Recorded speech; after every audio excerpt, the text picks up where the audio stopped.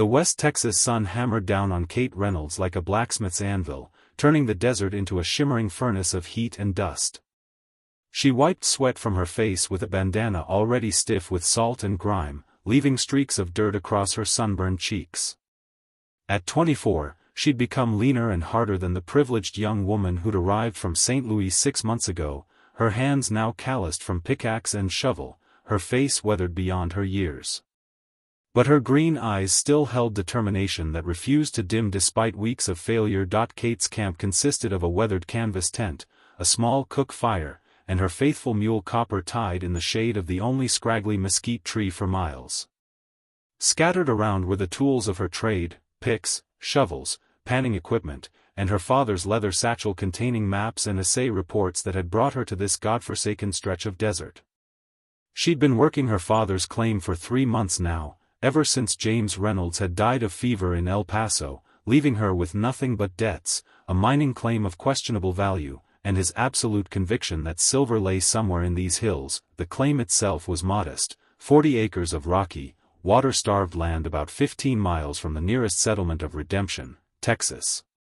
Her father had filed it 2 years ago after studying geological surveys and old Spanish mining reports. He'd been certain, absolutely certain, that a silver vein ran through this region. He'd spent his last dollar and his final breath insisting Kate continue the search. "It's there, Katie girl," he'd whispered in his delirium. "Don't let them take it.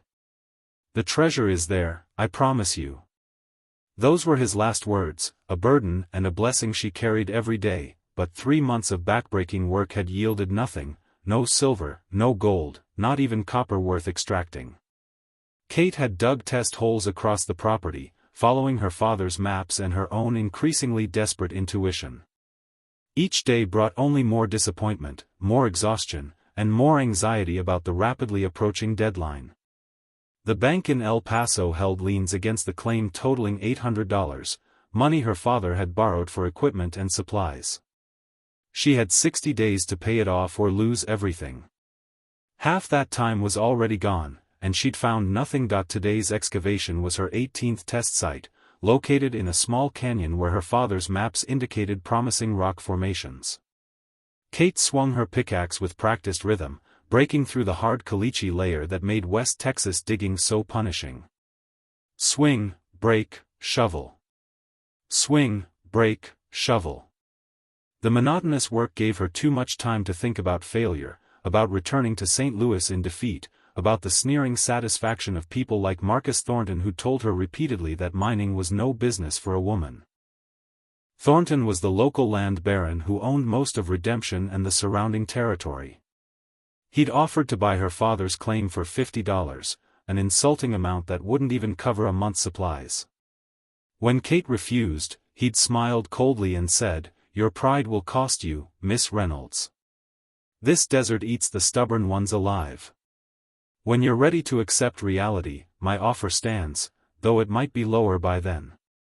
The memory of his condescension fueled Kate's determination even as her body screamed for rest. As afternoon heat reached its peak, Kate's pickaxe struck something that rang differently, not the dull thud of rock but a hollow sound that made her pause.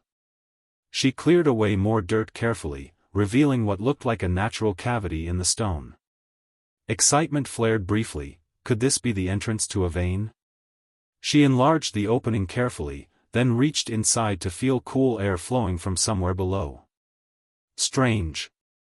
She'd need better light and more excavation to investigate properly. Kate worked until sunset painted the desert in brilliant oranges and purples, expanding the opening until she could see it was a natural fissure leading downward into darkness.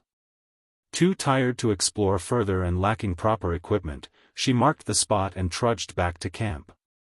As she cooked her meager dinner, beans and hardtack, the same meal she'd eaten for weeks, Kate allowed herself a moment of hope. Maybe tomorrow would bring different luck. Maybe her father's conviction would prove true. She fell asleep in her tent, unaware that beneath her bedroll, deep in the earth, lay something far more valuable than any silver vein, a gift the desert had been offering all along, if only she'd known to recognize it. Dawn broke cool and clear, the brief respite before Texas heat became unbearable. Kate woke stiff and sore, every muscle protesting yesterday's labor. She forced herself up, performed her morning routine, splashing precious water on her face from her dwindling barrel, making coffee on the campfire, checking Kappa's water and feed. The mule was her only companion, a patient creature who'd belonged to her father and now served as her lifeline to civilization. Without Copper to carry supplies from Redemption, she couldn't survive out here. After a quick breakfast, Kate gathered her equipment, a good rope, lantern, matches, and her father's old leather journal where she recorded findings. She was determined to explore the fissure she'd discovered yesterday. Something about that cool air draft suggested the cavity went deeper than a simple crack in the rock. As a prospector, she'd learned that unusual geological formations sometimes indicated mineral deposits. Maybe, just maybe, this would lead to the silver her father had promised. The walk to yesterday's excavation site took 20 minutes across rocky terrain dotted with prickly pear and creosote bushes. The desert was beautiful in its harsh way, endless sky, stark landscapes, a sense of space that could feel either liberating or terrifyingly empty depending on one's mood. Kate had learned to appreciate the solitude, though she sometimes craved conversation beyond talking to Copper. Loneliness was the price of independence, she reminded herself. Better to be alone and free than trapped in St. Louis society's suffocating expectations. At the site, Kate lit her lantern and secured her rope to a sturdy rock formation. She'd done some cave exploration with her father in Missouri, so she wasn't entirely unprepared for underground work, though it always carried risks. She lowered herself carefully into the fissure, which opened into a narrow passage descending at a steep angle. The walls were limestone, carved by ancient water flow, and the air was noticeably cooler, a blessed relief from surface temperatures. Kate descended about 30 feet before the passage widened into a larger chamber. She held her lantern high, and what she saw made her gasp with wonder. The cavern was beautiful, stalactites hung from the ceiling like natural chandeliers, and formations glittered in the lamplight. But what captured her attention completely was the sound: running water. In the center of the chamber, a small underground stream bubbled from a crack in the rock, flowing across the cavern floor before disappearing into another passage. Water. Not silver, but water, the most precious commodity in West Texas. Kate knelt beside the stream and tasted it carefully. Clear, cold, and sweet. This wasn't a stagnant pool but a living spring, likely fed by an underground aquifer. Her mind raced with implications. In this arid region, reliable water was worth more than gold. Ranches, farms, even whole towns lived or died based on water access. And she'd just discovered a significant underground water source on her property. Kate spent 2 hours exploring the cavern system, following the stream as far as she safely could with her limited rope. The spring appeared substantial, probably flowing thousands of gallons daily. She filled her canteen, marked her route carefully, and climbed back to the surface, her thoughts whirling. This changed everything, but did it solve her immediate problem? She needed $800 in 60 days. How could water help with that? Back at camp, Kate pulled out her father's papers and found something she'd barely glanced at before, a legal document about water rights in Texas. She read it carefully now, learning that under Texas law, whoever owned the land owned the water beneath it. More importantly, water rights could be sold or leased separately from the land itself. The possibilities began crystallizing. If she could prove the spring's existence and capacity, she might be able to lease water rights to ranchers desperate for reliable sources during the frequent droughts that plagued the region. That evening, as Kate sat by her campfire making calculations in her father's journal, she realized something profound. Her father had been right about treasure being here. He'd just been looking for the wrong thing. His maps and surveys had led her to exactly the right place, but the fortune wasn't in silver veins. It was in water, the liquid gold of the desert. She felt a bittersweet mixture of triumph and sadness. If only he'd lived to see this discovery, to know his conviction had been justified, even if the treasure took an unexpected form, but celebration was premature. Kate understood she faced significant challenges. First, she needed to survey and document the water source properly, work requiring expertise she didn't have. Second, she needed to find buyers or lessees for the water rights quickly, before her deadline passed. Third, and most concerning, she needed to keep this discovery secret until she'd secured her legal position. If Marcus Thornton learned about the spring before she'd formalized everything, he'd find a way to steal it from her. The desert had revealed its treasure, but now Kate had to be clever enough to claim it. Kate spent the next morning refining her strategy. She needed expert help to properly assess the spring's value, but who could she trust? Redemption was a small town where gossip spread faster than wildfire, and Thornton had eyes everywhere. She decided her best option was Samuel Chen, the town's general store owner and assayer.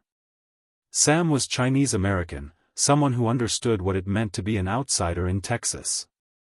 He'd been kind to Kate, extending credit when others refused, never patronizing her for being a woman in a male-dominated field. She rode copper into Redemption that afternoon, timing her arrival for late day when fewer people would be around to notice.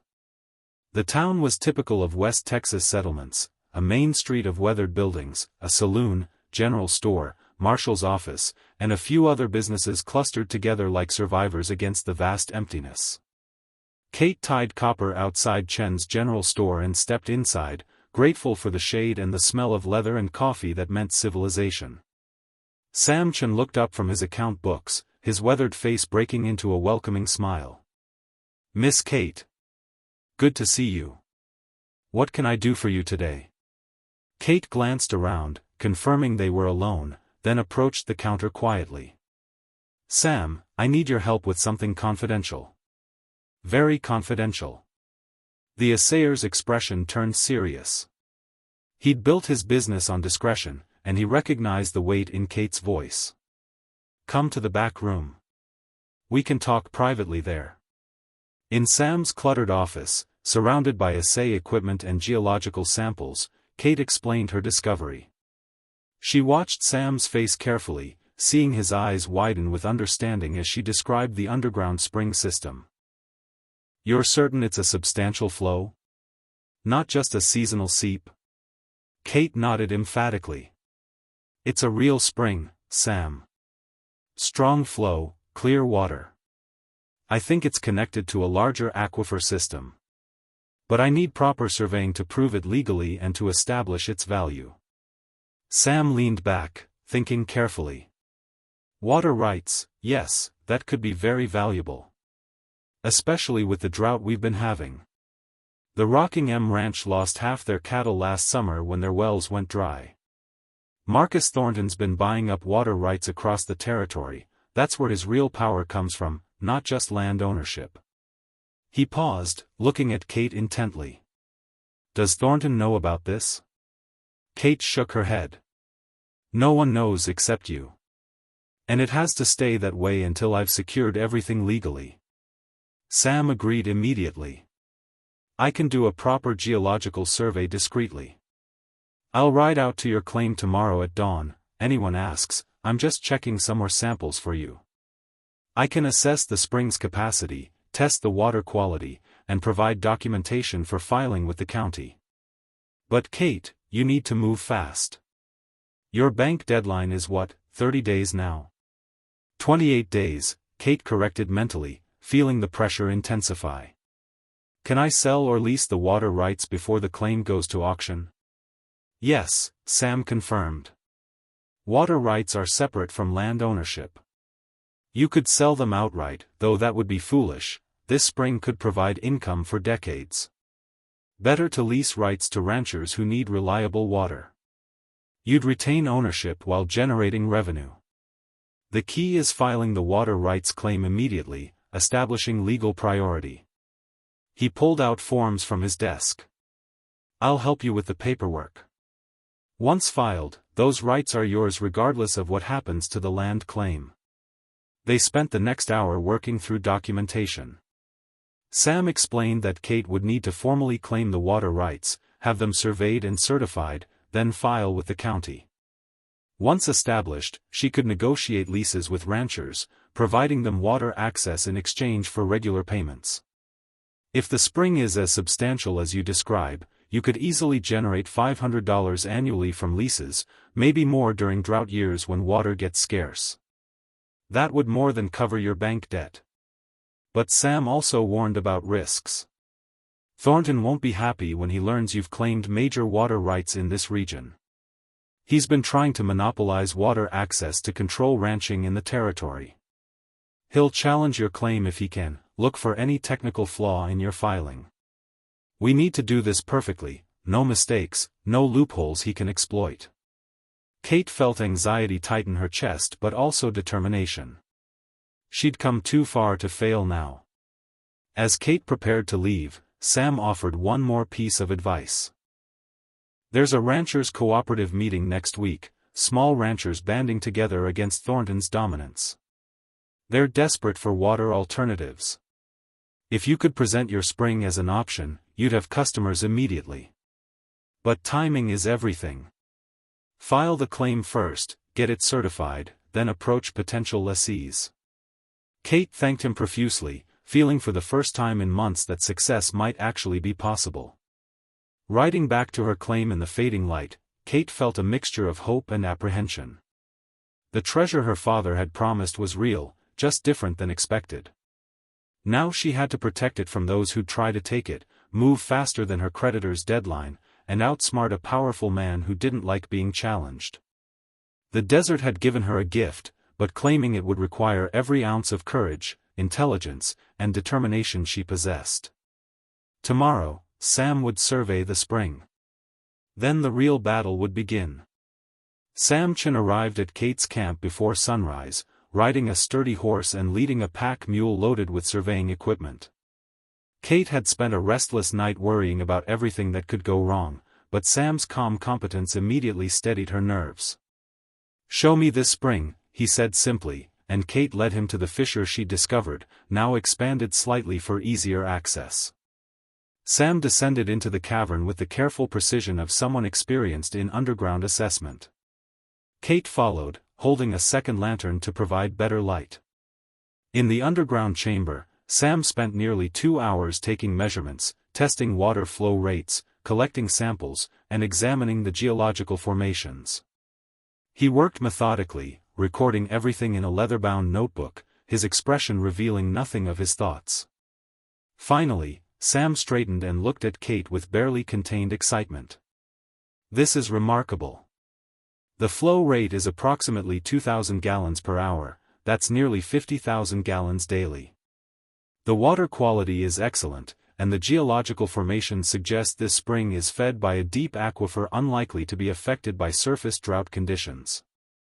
He paused for effect. "Kate, you're not just sitting on a water source. You're sitting on a fortune."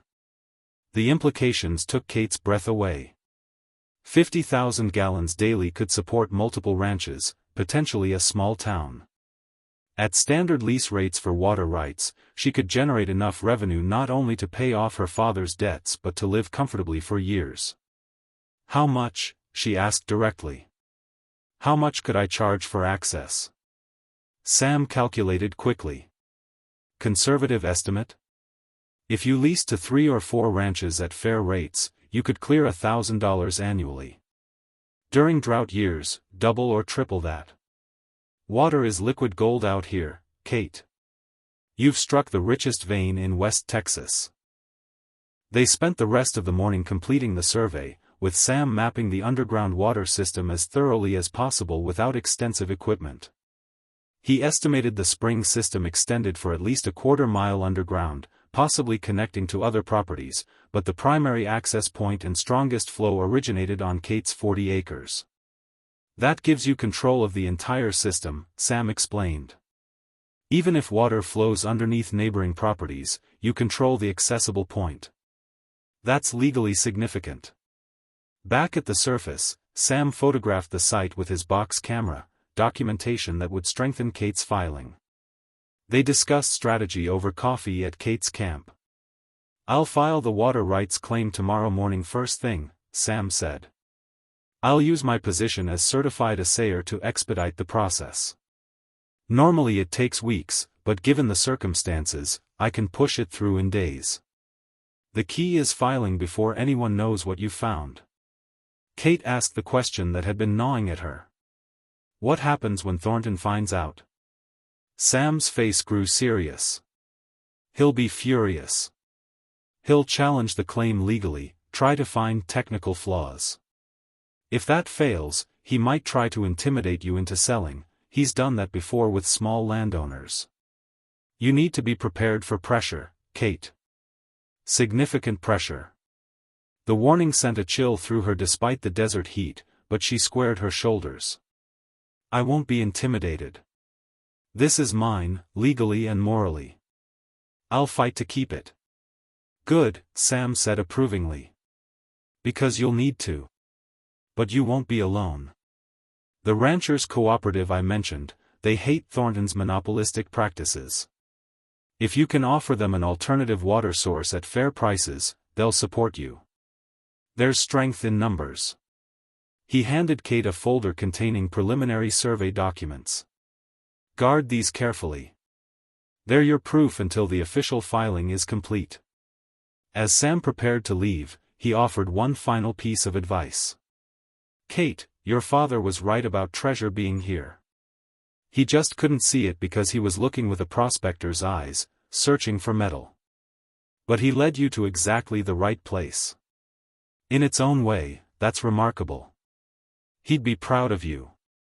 The words brought unexpected tears to Kate's eyes.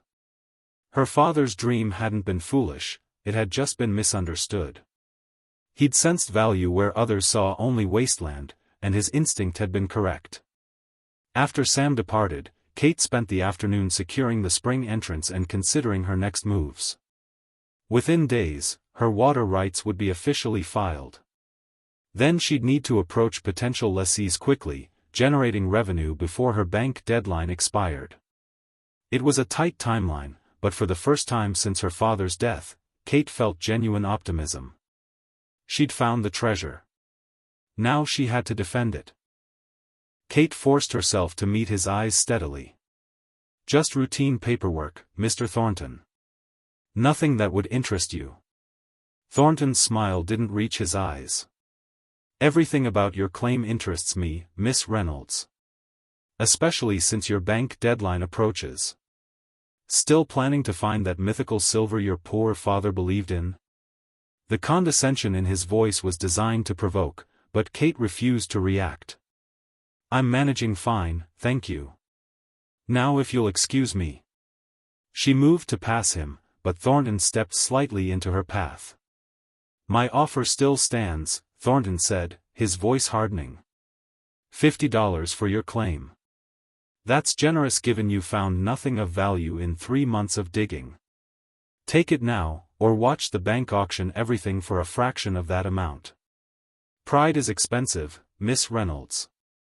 Kate felt anger rise but kept her voice level. I'm not interested in selling, Mr. Thornton. My claim is quite valuable, actually. You'll see soon enough. The moment the words left her mouth, she regretted them. She'd revealed too much, given Thornton a hint that something had changed. Thornton's eyes narrowed with interest. Valuable? You've made a discovery? What kind of discovery? Kate backpedaled quickly. Just optimistic about my prospects. Good day, Mr. Thornton. She pushed past him firmly, with Sam following. They walked quickly to where Copper and Sam's horse were tied, both aware of Thornton's calculating gaze boring into their backs. Once out of earshot, Sam muttered, that wasn't ideal. He knows something's changed. He'll be watching you now. Kate cursed her careless words. Thornton was too clever not to piece things together, her filing at the county office, her sudden confidence, the official documents she'd been carrying. If he checked with Herbert about what she'd filed, he'd learn everything. How long before he finds out about the water rights? Kate asked anxiously. Sam considered. Herbert's discreet, but Thornton has influence. Maybe a day or two before he hears. We need to move fast. The ranchers' cooperative meets tonight. I've arranged for you to speak. If you can sign lease agreements before Thornton can interfere, you'll have legal contracts he can't easily break. They spent the afternoon at Sam's store preparing Kate's presentation to the ranchers. She practiced describing the spring's capacity, explaining proposed lease terms that would be fair but profitable, $50 annually per ranch for guaranteed water access, with rates adjusting based on usage. It was far cheaper than Thornton's monopolistic prices, but from a spring producing 50,000 gallons daily, Kate could support 8 to 10 leases comfortably while still making significant revenue.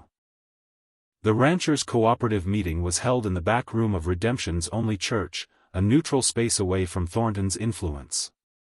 12 men attended, small ranch owners struggling against Thornton's control of water resources. They were weathered, tough men who'd built their operations through hard work but now faced ruin as Thornton systematically locked up water access across the territory. They greeted Kate with skepticism. A woman prospector making bold claims about water rights seemed unlikely to solve their problems. But as Kate presented her documentation, showing Sam's survey results and her registered water rights, skepticism transformed into interest. 50,000 gallons daily, asked John Martinez, owner of a medium-sized cattle operation. That could water my entire herd, even during drought. Kate nodded. That's exactly right. My spring can support multiple ranches simultaneously. I'm offering long-term leases at fair rates, $50 annually for access, with a simple contract guaranteeing your water rights for 10 years. The ranchers exchanged glances, clearly tempted but cautious. What about Thornton? Asked another rancher, voicing the concern everyone shared. He won't like competition to his water monopoly. He's driven others out of business for less. Kate took a breath and spoke with more confidence than she felt. Thornton can't stop legally filed water rights. My claim is registered, surveyed, and legitimate. If we form contracts tonight, you'll have legal protection. There's strength in numbers, he can intimidate one person, but 12 ranches standing together is different. Her words found their mark. The ranchers huddled together, discussing in low voices. Finally, John Martinez spoke for the group. We'll do it. But we want to see this spring first, verify it's real. Thornton's tried tricks before, false promises, fake claims. No offense, Miss Reynolds, but we need proof. Kate understood completely. Fair enough. Come to my claim tomorrow at dawn. I'll show you the spring personally. If you're satisfied, we'll sign agreements on the spot. I'll even provide the first month free as a show of good faith. The meeting concluded with tentative hope. If tomorrow's inspection went well, Kate would have multiple signed leases generating enough revenue to pay off her father's debts with money to spare. But as she and Sam left the church, they spotted Marcus Thornton's foreman watching from across the street. Thornton knew about the meeting. The battle was about to begin in earnest. Kate felt both exhilarated and frightened, but there was no turning back now. She'd claimed her treasure, and now she'd fight to keep it. Dawn brought 12 ranchers to Kate's claim, their faces showing mixture of hope and skepticism. They'd ridden out together, a united front that felt safer than approaching individually. Kate greeted them professionally, then led the group to the spring entrance she'd carefully marked and secured. Gentlemen, what I'm about to show you will change everything for your operations. This is a substantial underground water source, surveyed and certified, capable of supporting all your ranches simultaneously. She descended into the cavern first, lantern in hand, with the ranchers following cautiously. The underground chamber with its flowing stream impressed them immediately. You couldn't fake thousands of gallons of water bubbling from solid rock.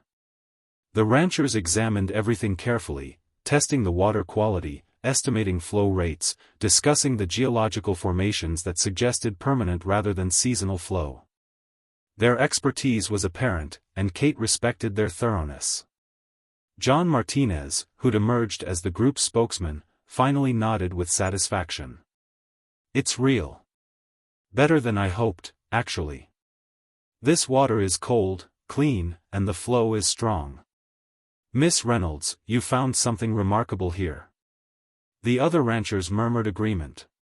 Back at the surface, they gathered around Kate's camp table where she'd prepared lease agreements Sam had helped draft, simple, clear contracts guaranteeing water access for 10 years at fair rates. $50 annually, Kate explained, paid quarterly if that's easier on your finances. In exchange, you get unlimited access to the spring for your livestock and ranch operations. I'm installing a proper pumping system and pipe network within 2 months, making distribution easier.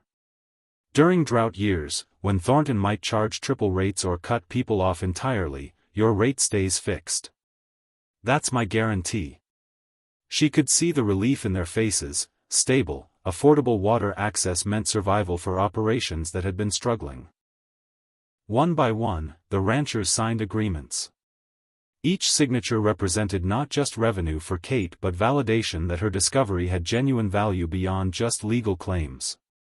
By mid-morning, she had 8 signed leases totaling $400 annually, enough to pay off the bank debt within 2 years even without additional leases.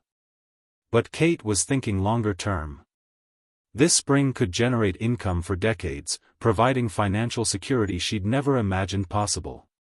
As the ranchers prepared to leave, John Martinez offered a warning. "Thornton won't take this lying down, Miss Reynolds. He's built his empire on controlling water. You've just challenged that control.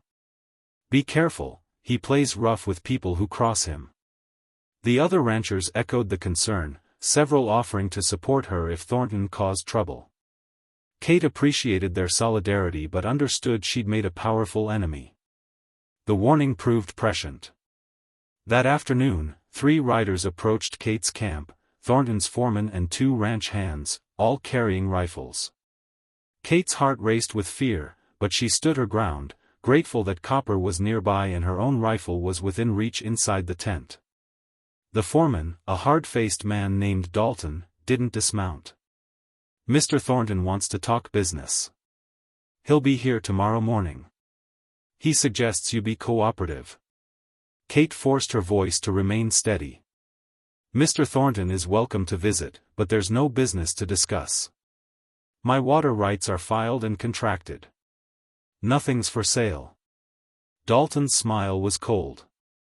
"Everything's for sale at the right price, Miss Reynolds. Or the wrong price, if you catch my meaning. Mr. Thornton always gets what he wants in this territory.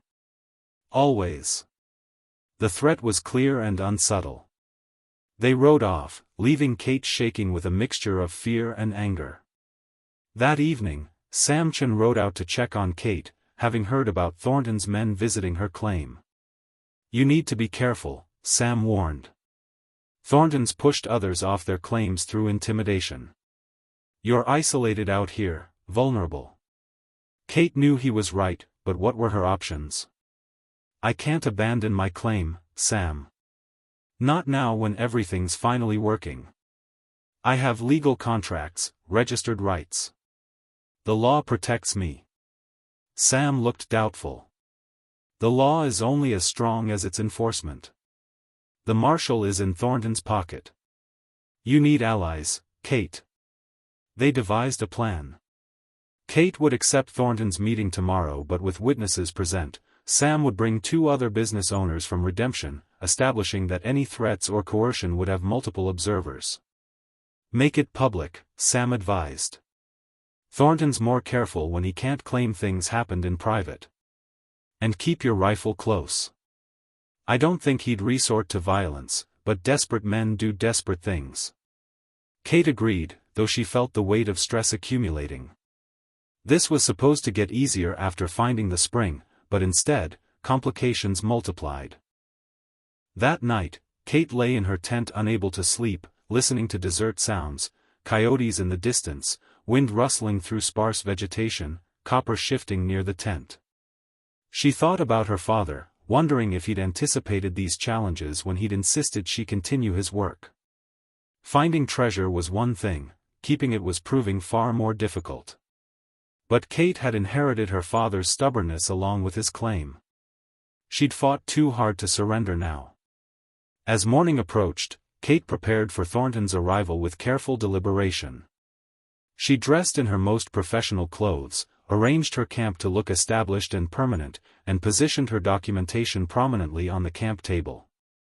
When Sam arrived with 2 witnesses, the owner of Redemption's boarding house and the telegraph operator, she felt marginally more secure. Whatever happened in the next hours would determine whether her treasure remained hers or became another victory for Marcus Thornton's territorial empire. Marcus Thornton arrived mid-morning in a fine carriage, an ostentatious display of wealth in the humble desert setting. He stepped down dressed impeccably despite the heat, his expression carefully neutral. With him came his lawyer, Edward Brennan, a slick man from El Paso known for finding legal loopholes. The presence of a lawyer signaled Thornton's intent. This wasn't a friendly business discussion but a calculated legal assault. Kate's anxiety spiked, but Sam's presence steadied her. "Miss Reynolds," Thornton began without preamble, "let's dispense with pleasantries. You filed water rights on this claim, rights that interfere with my territorial interests. I'm prepared to purchase those rights for a fair price, $500. That's more than generous considering your financial situation." He placed a check on Kate's camp table, the amount clearly visible. For someone facing an $800 debt with limited resources, $500 was significant. It was designed to tempt her. Kate looked at the check, then at Thornton. "My water rights aren't for sale. I've already leased them to ranchers who need water access. We have legal contracts." Thornton's expression hardened slightly. "Contracts you entered into hastily, without full understanding of the situation. Edward?" The lawyer stepped forward, placing documents on the table with practiced efficiency. "Miss Reynolds, there are complications with your water rights claim. First, the geological survey establishing the spring's capacity was conducted by Mr. Chen, who is not a licensed hydrologist. That makes the documentation questionable." Sam interjected immediately. "I'm a certified assayer and geologist, licensed in Texas. My survey is completely legitimate." Brennan smiled condescendingly. "Geology isn't hydrology, Mr. Chen. A court might find your assessment insufficiently expert for establishing commercial water rights. Second," he continued, turning back to Kate, "there's the question of whether this spring is truly contained within your property boundaries. Underground water systems are complex. If this spring connects to aquifers extending beyond your 40 acres, you may not have exclusive rights to it." Kate felt panic rising. Were these legitimate legal challenges or just intimidation tactics? Thornton pressed his advantage. "Furthermore, Miss Reynolds, you owe $800 to the El Paso Bank, due in less than 3 weeks. Even with your leases, you can't generate that much revenue in time. The bank will auction your claim, and I'll purchase it legally, obtaining the water rights as part of the property. Why fight the inevitable? Take my $500 now. Walk away with something rather than nothing." The logic was coldly sound, designed to crush her hope. But Kate had learned from her father never to accept defeat when solutions might exist. She took a breath and responded with more confidence than she felt. "My water rights filing is legitimate, properly documented, and registered. My lease agreements are legal contracts. As for my bank debt, that's my concern, not yours. This meeting is over, Mr. Thornton. Please leave my property." It was bold, perhaps foolishly so, but Kate refused to be bullied. Thornton's facade of civility cracked. "You're making a serious mistake, Miss Reynolds. I control water access in this territory. I control the businesses in Redemption. I control the bank holding your debt. You think 8 ranchers with signed papers will protect you from reality? I can make their lives so difficult they'll break those contracts within a month. And when your claim goes to auction, I'll be the only bidder. You'll end up with nothing, no land, no water rights, no money. This is your last chance to walk away with dignity and cash." Before Kate could respond, Sam Chen spoke up firmly. "Mr. Thornton, you're threatening legal economic coercion in front of witnesses. That's a legal monopolistic practice. Miss Reynolds' rights are protected under territorial law, and any attempt to sabotage her contracts or manipulate the bank auction will be reported to authorities in Austin. Sam's courage was remarkable given Thornton's power, and Kate felt gratitude wash over her. She wasn't facing this alone. Thornton turned his cold gaze on Sam. "Mr. Chen, you're overstepping. This doesn't concern you." Sam met his eyes steadily. "Miss Reynolds is my client. This absolutely concerns me. And I've already sent documentation about this water rights claim to the Territorial Land Office. They're aware of the situation." It was a strategic revelation, involving higher authorities reduced Thornton's ability to manipulate local systems. Thornton's jaw tightened with anger. He was accustomed to getting his way through intimidation, and Kate's resistance was frustrating his plans. The lawyer, Brennan, tried one more angle. "Miss Reynolds, be reasonable. Even if your water rights survive legal challenge, operating a commercial water distribution system requires infrastructure, maintenance, legal expertise. You're a lone woman with no resources. Mr. Thornton can offer you partnership, he'll develop the spring properly, you'll receive royalties. It's a win for everyone." Kate shook her head firmly. "I don't need partnership. I have customers, contracts, and the means to develop the system myself. This conversation is finished." Thornton stood abruptly, his face flushed with anger barely contained. "You're a foolish girl playing at business in a world you don't understand. Your father was a dreamer who died broke, and you're following the same path. When you're living in poverty after losing everything, remember that I gave you a chance." He stalked to his carriage, with Brennan following quickly. As they drove away, Kate felt her knees weaken with released tension. She'd stood up to the most powerful man in the territory, but the victory felt precarious. Sam and the witnesses stayed for another hour, helping Kate process what had happened. His legal threats were mostly bluster, Sam assessed. "Your water rights filing is solid. But he wasn't wrong about your timeline problem. You need $800 in 3 weeks, and your lease revenues won't generate that quickly." Kate had been thinking about this. "Could I sell a few leases outright? Instead of annual payments, a one-time purchase of water rights?" The idea had merit. If she sold 3 or 4 10-year water access rights for $200 each, she'd generate immediate capital while retaining control of the spring and still having additional leases to sell or rent. Sam agreed it was viable. "I can help you approach the wealthier ranchers. Some might prefer buying access outright rather than annual leases. It's worth trying." They parted with Kate feeling somewhat hopeful again, though Thornton's threats lingered like storm clouds on the horizon. The battle wasn't over, it was just beginning. The following week moved with frantic urgency. Kate, with Sam's help, restructured her water rights offerings, selling 4 complete 10-year access rights to well-established ranchers for $200 each. The immediate $800 gave her exactly what she needed to satisfy the bank. She rode to El Paso 2 days before her deadline, presenting payment in full to the astonished bank manager. "Miss Reynolds, we didn't expect." He stammered. Kate smiled grimly. "You expected me to fail. A lot of people did. The loan is paid.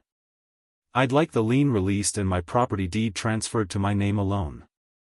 The paperwork was completed officially, and Kate walked out of the bank with her father's claim fully owned, unencumbered by debt. The relief was overwhelming, but there was no time to celebrate.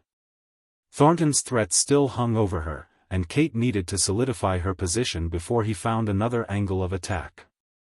She returned to Redemption and immediately filed additional documentation with the Territorial Land Office, as Sam had suggested, establishing clear water rights boundaries and usage parameters that would be difficult to challenge legally. Meanwhile, the ranchers Kate had contracted with began spreading word about the spring's reliability and her fair business practices. More ranchers approached her, wanting access. Kate was selective, ensuring the spring's capacity wasn't overextended, but she signed 3 additional annual leases, bringing her regular revenue to over $500 yearly. For someone who'd been on the verge of poverty months earlier, the financial security was almost surreal. She could now afford proper infrastructure, pumping equipment, water tanks, distribution systems. Thornton's response came 2 weeks later in the form of a lawsuit filed in district court, challenging Kate's water rights on technical grounds. Edward Brennan had crafted a case alleging that the spring system extended beyond Kate's property boundaries and therefore should be classified as shared water resources under Texas law, requiring allocation rather than exclusive rights. It was legally creative but weak. Sam's survey documentation clearly established that the primary spring access and strongest flow originated solely on Kate's 40 acres. Sam helped Kate retain a lawyer from Austin, a young attorney named William Foster who specialized in water rights law. Foster was enthusiastic about the case, recognizing it as a significant precedent for small landowners against monopolistic practices. Thornton's challenge is based more on intimidation than legal substance, Foster explained. But we need to be prepared for a real trial. He'll drag this out, hoping to exhaust your resources. Can you afford extended legal fees?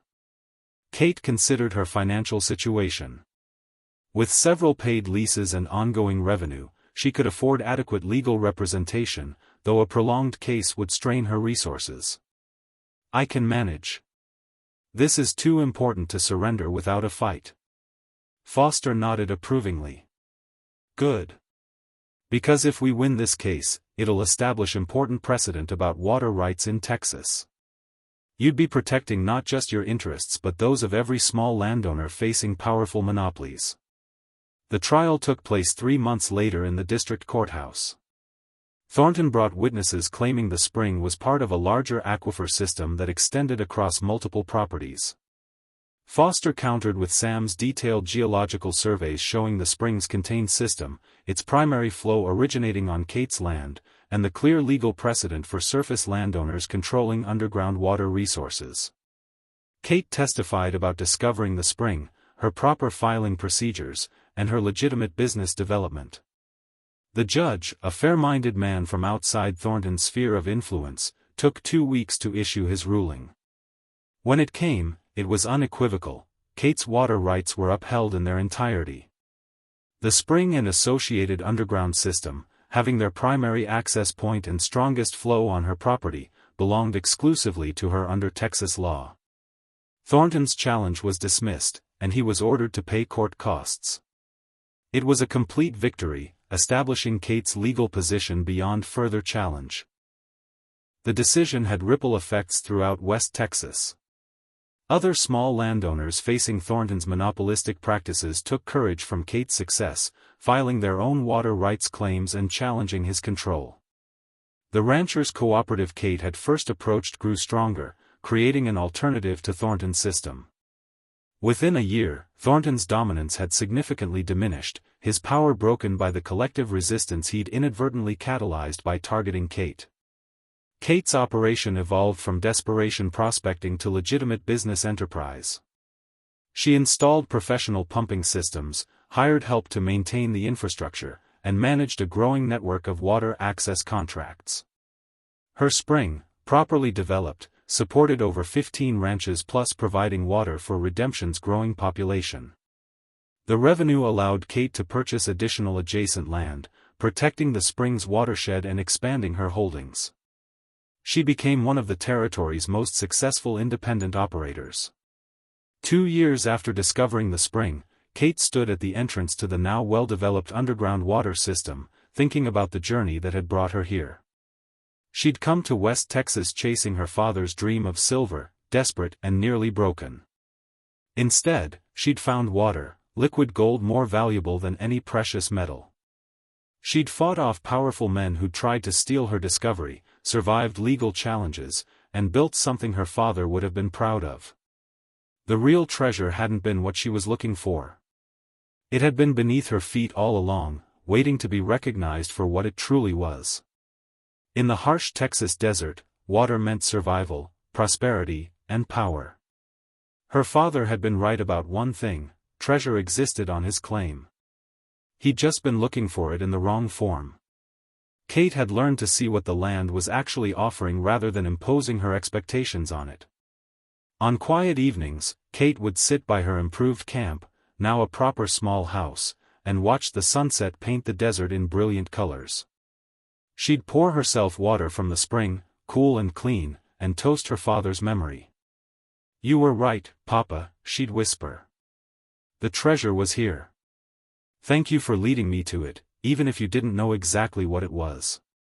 The desert had tested her with fury and hardship, but it had also given her everything she needed.